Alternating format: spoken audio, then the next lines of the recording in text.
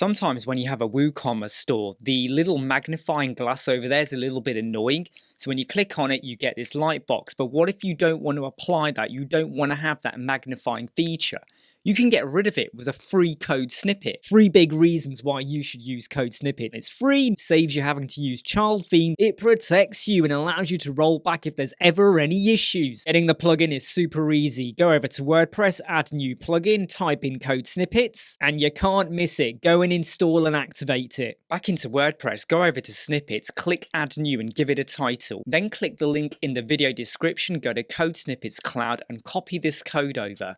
Then paste it in, hit Save Changes and activate. Now when you view the product, the magnifying glass is gone. You can still click on the product and you will still get this image appear like this, but that annoying magnifying glass symbol is gone.